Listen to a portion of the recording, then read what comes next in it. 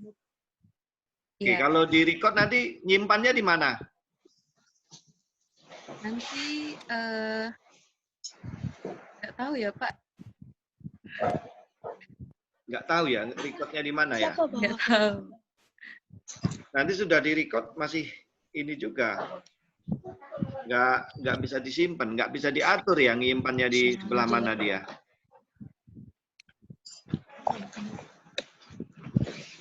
Dia ini ada record, cuman nanti setelah hasil recordannya itu yang nyimpannya di mana. Itu kalau yang di HP kalian ada ya nggak yang ini apa? Punya fasilitas ini rekaman untuk rekam layar.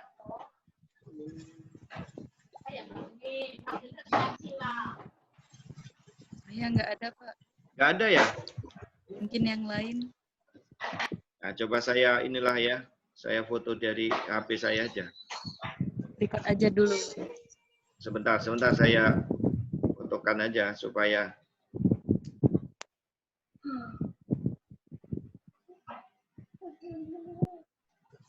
sebentar ya.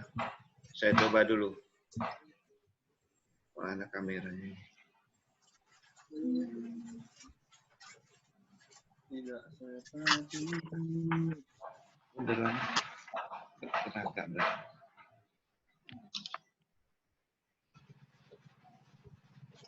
Oke, coba sebentar saya screenshot ini ya.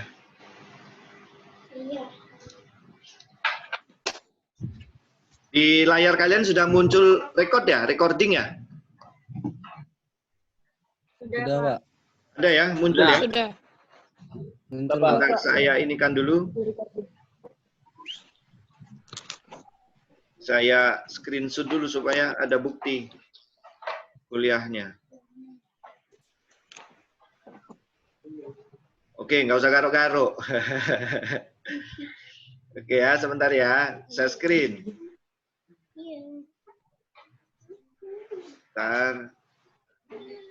Sebentar.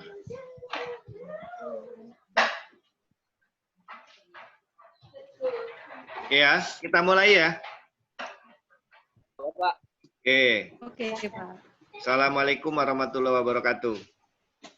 Waalaikumsalam warahmatullahi wabarakatuh. Oke ya, pada malam hari ini kita akan membahas mengenai kuliah tentang imobilisasi enzim ya. Memang tidak apa-apa kuliah ini malam hari karena kalau siang hari banyak kerjaan lain mahasiswa biasanya ya. Tapi nggak bisa juga nongkrong-nongkrong ya, takut dibubarkan polisi sekarang ya. Tapi saya lihat tadi masih banyak itu nongkrong-nongkrong di Tugu Timbangan itu. Ngapain tadi? Odi tadi ya. Belanja di Timbangan, Di. Yang duduk-duduk Mungkin dari di makan Tugu malam, Timbangan. Pak. Siap? Oh, makan malam ya? Masih siang kok cari makan malam. Ngerokok tadi kan? Ngerokok enggak tadi, Di? Tidak. Oke ya, kita Reski tadi itu, Pak. iya, rencananya kan akan kita bagi dua. Ini memang materi saya imobilisasi enzim, kemudian yang halo? Putus ya?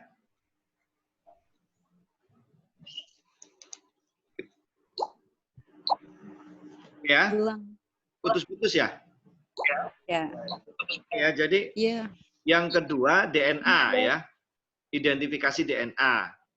Kemudian kan kemarin sudah ada tugas ya. Sudah ada tugas belum yang meresum materi-materi ya? Belum Sudah, ya? Pak. Sudah. Cukuplah Sudah. saya. Sudah, Pak. Ya, jadi tugasnya satu materi. Ya. Jadi ini adalah definisi mengenai imobilisasi enzim ya, atau enzim terimobilisasi. Jadi intinya dari imobilisasi enzim ini, kalau kita membuat sebuah reaksi atau bioreaktor, atau kita membuat sebuah produk yang basisnya adalah menggunakan enzim. Kalau kita tidak menggunakan enzim terimobilisasi, Maka setiap proses kita menggunakan bahan baku, terus dicampur dengan enzim, kemudian dihasilkan produk. Tapi resikonya adalah enzim yang digunakan itu tidak bisa digunakan untuk proses berikutnya. Itu maksudnya ya. Jadi kalau misalnya kita membuat produk berbasis enzim atau fermentasi dengan menggunakan enzim yang tidak diimobilisasi, maka enzim hanya bisa digunakan sekali pakai saja. Nah, kondisi seperti ini tentu akan menyebabkan perusahaan-perusahaan ini menjadi merugi, ya, karena sebenarnya enzim ini harganya relatif mahal dibanding dengan bahan baku yang lainnya. Nah, maka muncullah teknologi yang kemudian namanya imobilisasi enzim. Ya. Jadi enzim tadi dilekatkan pada bahan baku yang iner dan tidak mudah larut. Ya. Jadi pada saat memproduksi produk fermentasi, kita hanya meletakkan bahan ke dalam sebuah alat yang di dalamnya itu sudah terikat enzim. Jadi misalnya kita punya alat, gitu ya, alat bahan bakunya kita masukkan, nah enzimnya itu sudah nempel di alat itu, ya, sudah diletakkan di dalam bahan yang iner tadi. Jadi begitu setelah selesai proses, maka produk atau hasil tinggal diambil saja, ya, hasilnya tinggal diambil saja. Sementara enzimnya ini bisa digunakan untuk proses berikutnya. Jadi memudahkan proses, kemudian dia juga dari segi bisnis itu menguntungkan. Oke, jelas ya maksud saya? Jelas nggak? Jelas, Pak. Jelas ya? Jelas. Ya, enzim tadi diletakkan di dalam sebuah bahan, ya, di dalam sebuah bahan iner. Nah, jadi pada saat ingin menggunakan enzim itu, bahan yang akan kita buat itu dimasukkan ke dalam wadah. Nah, di dalam wadah itu sudah terikat enzim. Nah, kemudian pada saat kita memanen produk itu, kita tinggal ambil produknya saja, sementara enzim masih tertinggal di alat itu. Jadi intinya begitu. Nah, kalau tidak dilakukan imobilisasi, susah enzim itu dipisahkan. Ya, artinya tidak bisa digunakan kembali enzim itu. Nah, sementara enzim itu mahal. Nah, sehingga dari kondisi seperti ini ada beberapa keuntungan, ya, beberapa keuntungan pada saat kita menggunakan enzim terimobilisasi. Ya. Pada poin 1, ya, pada poin 1, oke, sebentar sedang menyesuaikan layarnya, nggak muncul ya. Oke, muncul, ya, jelas ya. Pada poin 1, sebentar saya kasih tanda. Oke. Ya, pada poin 1, imobilisasi enzim ini akan mempermudah penggunaan enzim yang berulang, ya. Ya, enzim yang berulang. Karena seperti tadi, enzim diikatkan pada bahan yang iner, kemudian pada saat kita mengambil produknya, proses pemisahannya itu mudah, sehingga enzim bisa digunakan untuk reaksi berikutnya. Ya. Kemudian poin yang kedua, penghentian proses cepat. Ya. Jadi begitu enzim yang nempel di dalam wadah yang iner tadi kita angkat, maka otomatis proses reaksinya langsung berhenti. Berbeda kalau kita tidak menggunakan enzim mobilisasi. Ya.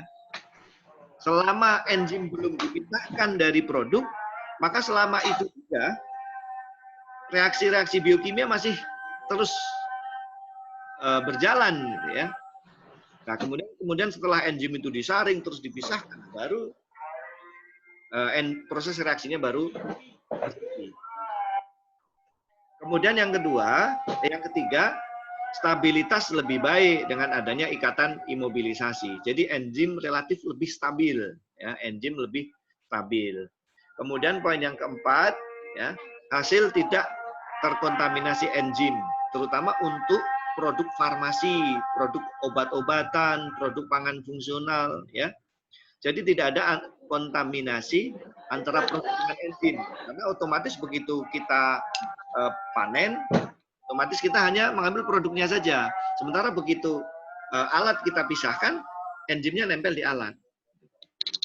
Kemudian dapat digunakan pada poin 5, ini dapat digunakan untuk tujuan analisis, ya, bisa digunakan untuk tujuan analisis. Kemudian poin yang keenam, ya, poin yang keenam, untuk poin yang keenam dapat digunakan untuk proses kontinu, ya, untuk proses kontinu. Ini dapat digunakan untuk proses kontinu. Maksudnya begini. Nah, pada poin yang keenam ini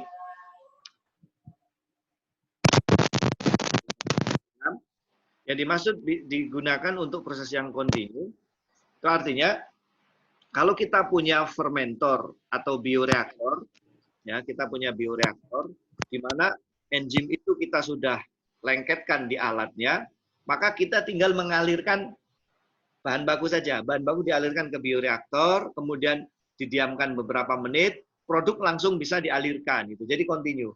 Bahan baku masuk terus, produk masuk terus. Itu namanya sistem kontinu. Berbeda kalau misalnya sistem batch. Sistem batch itu artinya kita memasukkan enzim ke dalam reaktor, kita memasukkan bahan ke reaktor, kemudian setelah beberapa lama kita hentikan, kemudian baru kita panen.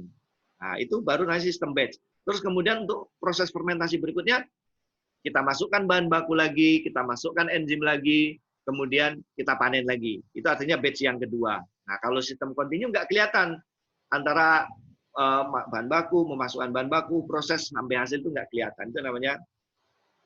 Kemudian pada poin yang ketujuh, pengontrolan lebih baik. Artinya pengontrolan proses itu akan menjadi lebih baik. Ya, mudah dikontrol. Berikutnya, nah jadi proses imobilisasi enzim itu ada 3 pada prinsipnya. Jadi ada 3 proses imobilisasi enzim. Nah, yang pertama namanya metode carrier binding. Nah, carrier binding ini ada 3 submetode, yaitu absorpsi fisik, kemudian ikatan ionik, ikatan kovalen. Ini nanti akan saya jelaskan satu-satu. Kemudian yang kedua ini ada namanya cross linking. Kemudian yang ketiga itu ada namanya entrapping. Entrapping itu apa namanya ya? Penjeratan gitu ya, dijerat itu. Terperangkap gitulah kira-kira ya. Namanya entrapping. Makanya dulu pernah ada acara TV itu namanya super trap. Ya. Ya. Nah, untuk entrapping dibagi menjadi 2, ada metode Kishi dan ada metode mikrokapsul. Nah, itu metode entrapping.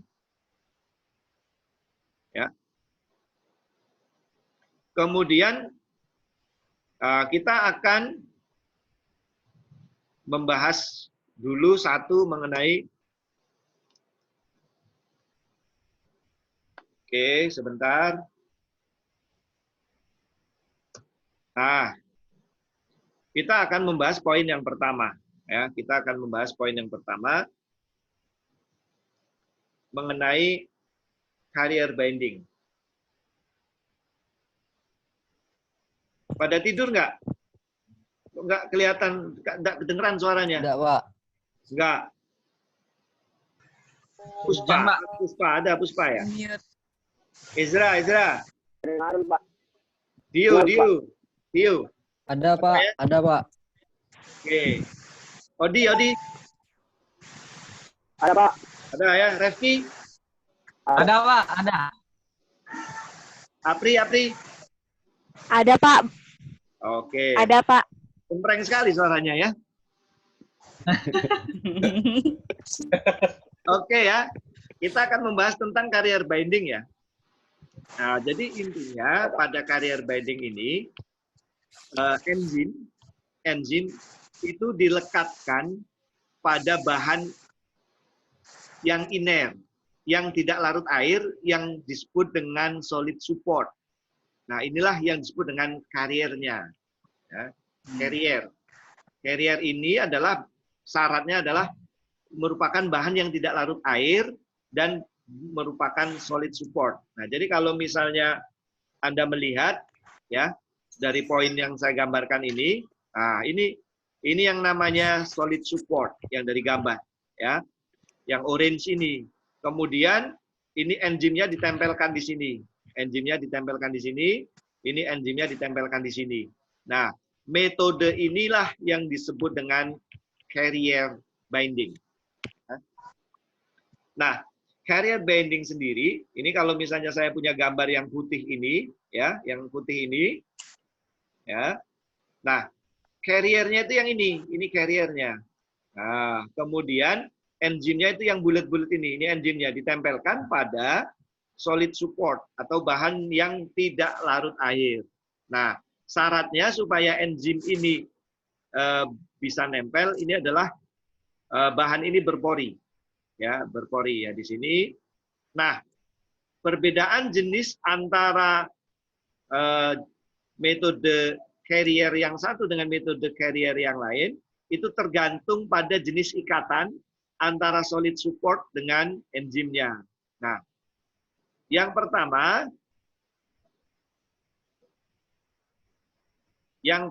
adalah metode absorpsi fisik. Ini ya, poin A ya. Ya, oke. Ini absorpsi fisik.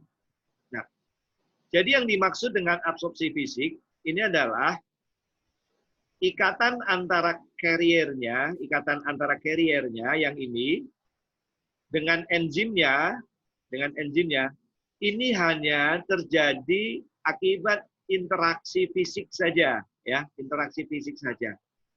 Jadi interaksi fisik saja. Nah, tentu karena ini hanya merupakan interaksi fisik saja, maka ada kelebihan dan kekurangan, ya, ada kelebihan dan kekurangan. Di sini kan hujan besar sekali ya. Kedengeran nggak hujannya? Sampai masuk nggak hujannya? Dengar, Pak. Enggak, Pak. Hujannya masuk juga ya?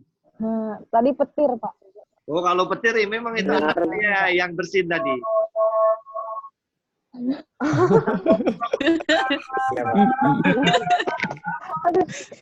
Yang petir tadi yang kayak Tapi suara Bapak jadi bersin tadi. putus-putus, Pak. Sekarang putus-putus ya? Enggak, Pak. Terkadang Saya putus-putus, Pak. Oh, nggak apa-apa lah, namanya juga Hujan. di Indonesia ya. Namanya kuliah online di Indonesia begini. Oke, sebentar ya. Jangan Pak, saya cuma lihat itu, Pak. Iya, Pak, hujannya deras nggak kedengeran. sebentar. Ya, Pak.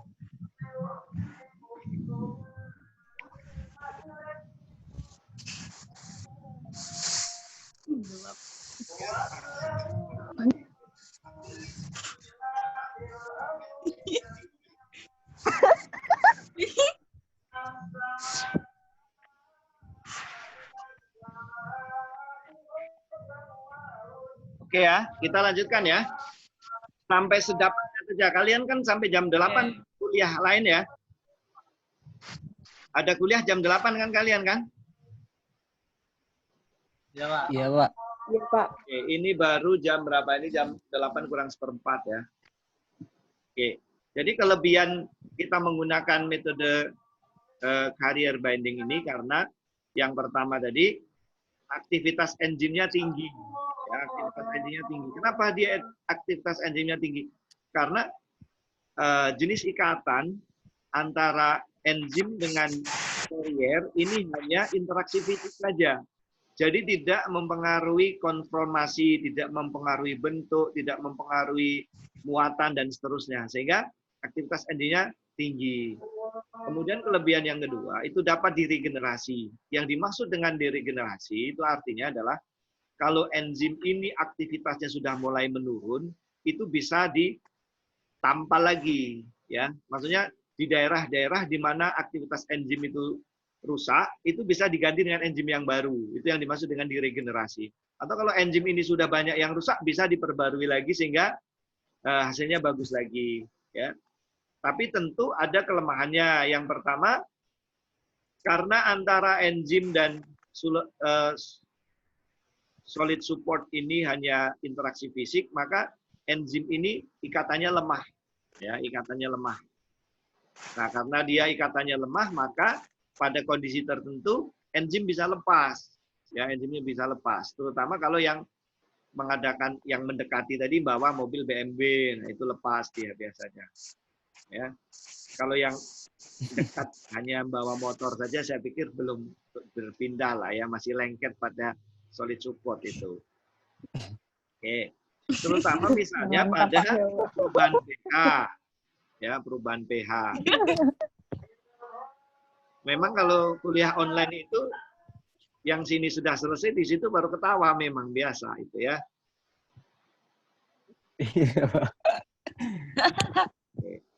Nah, ini ya. Jadi kalau misalnya ada perubahan pH, maka kekuatan interaksinya bisa ini apa ya? Bergeser ya, terpengaruh. Kemudian yang kedua, enzim mudah rusak akibat mikroorganisme, terutama mikroorganisme yang bersifat proteolitik gitu ya. Nah, itu menyebabkan lubang namanya. Jadi pada titik di mana enzim itu lepas, maka akan membentuk sebuah namanya lubang. Nah, lubang itu nanti kalau digunakan akan menyebabkan pada saat bahan bersentuhan dengan daerah yang berlubang itu akan menghasilkan produknya akan terganggu. Oke. Nah, ini beberapa contoh carrier yang baik untuk interaksi fisik. Antara lain adalah ini karbon aktif ya. Oke, kemudian ada gelas porus, kemudian tanah liat, kemudian ada kaulit ya. Kemudian ada alumina, ada silika gel, kemudian ada bentonit, hidroksil apatit, dan seterusnya ya. Dari 1, 2, 3, 4, 5, 6, 7, 8, 9, 10, 11, 12, 13 bahan ini mana yang kalian belum tahu, yang belum familiar? Apa sudah tahu semua? Belum bentonit, Pak. Belum. Bentonit. Mana lagi yang nggak tahu selain bentonit apa lagi yang nggak tahu? Yang terakhir. Konkanavalin. Konkanavalin A. Terus apa lagi? Corona. Corona. Oh, Konkanavalin A. nggak ada.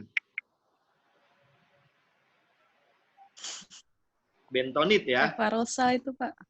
Cefaros. Iya. Butil sefarosa, Pak. Oke. Jadi karbon aktif sudah ya biasa. Tanah liat Anda sudah biasa tahu ya. Kaulit. Nah, kaulit ini yang orang sering menyebut dengan tanah liat. Ya. Nah, kemudian ada bentonit. Bentonit itu pernah nggak Anda mendengar orang yang treatment wajahnya dikasih lumpur, ya, dikasih lumpur. Tapi lumpur itu berasal dari dasar laut mati. Pernah dengar nggak? Treatment, body treatment atau untuk apa ya? Kalau pernah ya. Nah, itu adalah bentonit. Pernah. Bentonit itu seperti itu. Jadi ada ganggang, kemudian tanaman-tanaman laut itu yang sudah ratusan tahun mengendap di laut menjadi tanah seperti lumpur. Nah, tanah dari ganggang, dari tanaman laut itulah yang kemudian disebut dengan bentonit. Nah, itu ya. Bentonit. Jelas ya, itu bentonit itu seperti itu. Oke. Nah, yang lain-lain kalau Anda tidak tahu, silahkan nanti searching saja. Sudah banyak ini ya, seperti konkanavalin ya. Kemudian hidroksiapatit, itu banyak. Oke. Nah, kemudian untuk memilih metode atau jenis carrier yang digunakan itu adalah patokannya pada ukuran partikel, kemudian diameter pori dan luas permukaan. Ya, inilah yang menjadi dasar. Yang paling penting adalah kecocokan antara jenis enzim itu kan interaksi fisik saja ya, interaksi fisik. Jadi kalau dia interaksi fisik itu dia mengandalkan pada 3 komponen ini, ya, ada 3 komponen ini. Nah, saya akan kasih contoh beberapa produk ya. Nah, ini sudah banyak diteliti oleh para peneliti. Ya. Jadi Anda kalau mau melakukan penelitian, ini sudah banyak dilakukan penelitian kecocokan antara jenis enzim yang digunakan dengan carrier yang cocok. Ya. Jadi carrier ini ada 2 jenis, baik carrier organik maupun anorganik. Nah ini contohnya aluminium oxide. Ya, aluminium oxide ini cocok kalau digunakan untuk imobilisasi glukoamilase. Kemudian bentonite tadi ini cocok untuk invertase. Kemudian gelas cocok untuk lipase. Ini sudah paling bagus. Maksudnya jenis-jenisnya untuk interaksi fisik ini sudah paling cocok. Kemudian kalsium fosfat dalam bentuk gel ini aspartase. Nah, kemudian untuk enzim anorganik ini yang banyak digunakan adalah karbon aktif ya, activated carbon yang terbuat dari tulang. Ya, jadi dari tulang yang bagus itu dari tulang ya, tulang. Tulang apa? Biasanya dari tulang hewan-hewan besar, misalnya tulang sapi, dia, tulang babi. Nah, ini activated carbon. Itu cocok bisa digunakan untuk glukoamilase, alfa amilase, beta amilase, glukoamilase, invertase, dan alfa amilase. Kemudian ada juga starch, ya. Kemudian ada tanin aminoheksil, ini untuk glukos. Kemudian ada selulus, ini untuk isomerase dan aminoasilase. Ini sudah banyak diteliti dan kecocokan sudah paling cocok itu dibanding dengan yang lainnya. Oke.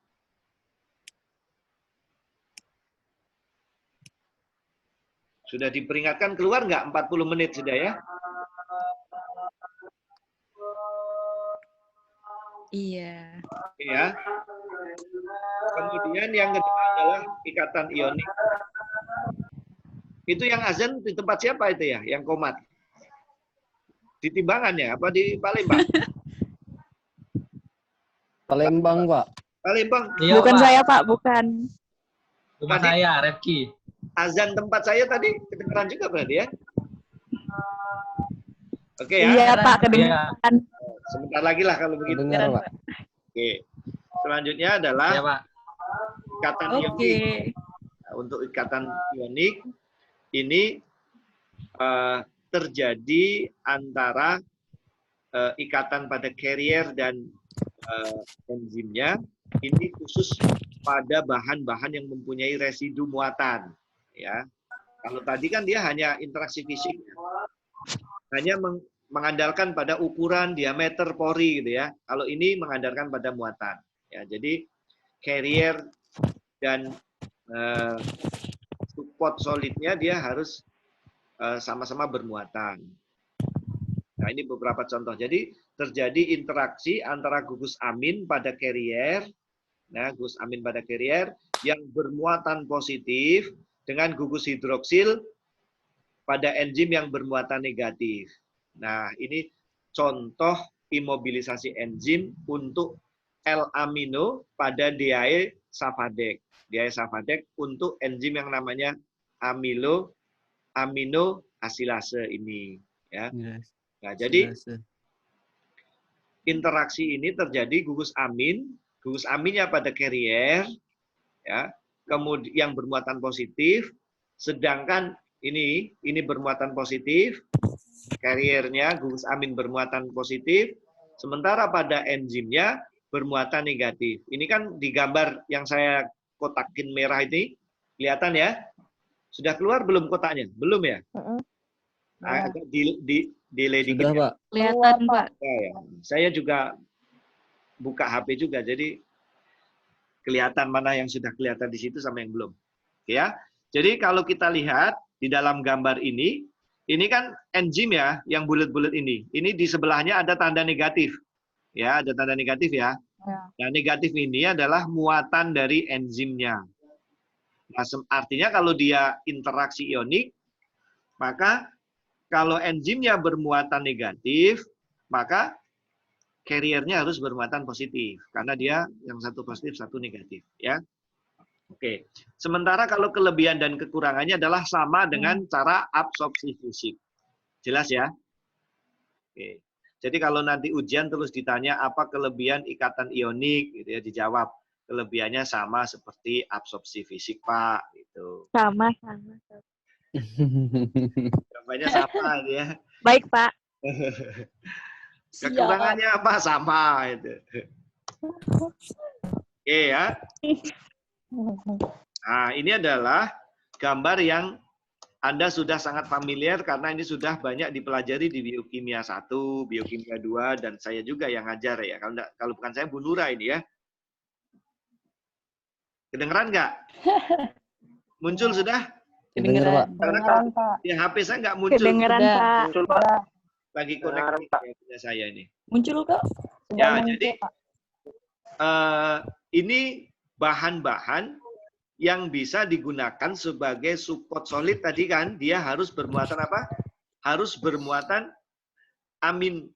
Jadi kita untuk menentukan pada interaksi ionik Positif.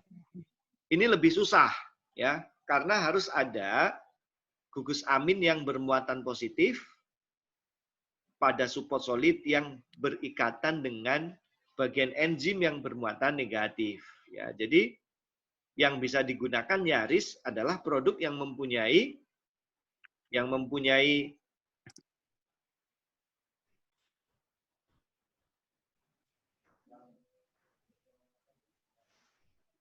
Halo, Pak. Oke. Kita lanjutkan ya. Halo, Iya, Pak. Tadi, maklumlah kalau agak Halo. putus ya. Maklum kalau agak putus-putus, namanya juga kita ini masih hidup di Indonesia, artinya kalau kita putus-putus. iya, Pak. Kayaknya rekodnya putus ya. Rekod enggak terekod lagi sudah ya. Rekodnya hilang ya. Muncul nggak rekodnya? Masih, Pak, masih. Masih ada? Masih. Oke.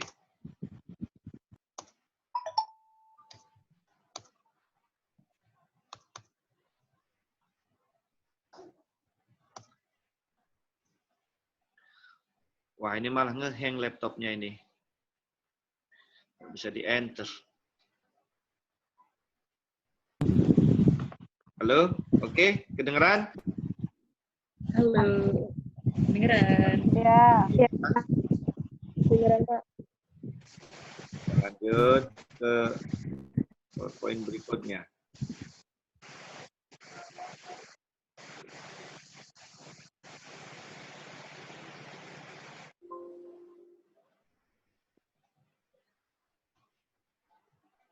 Oke, sebentar ya. Ini ada gangguan.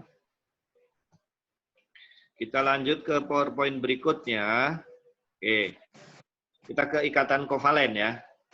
Oke.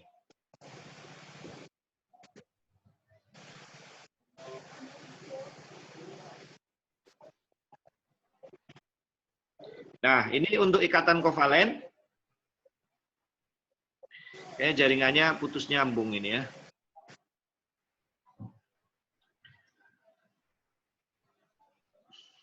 Putus nyambung sebentar.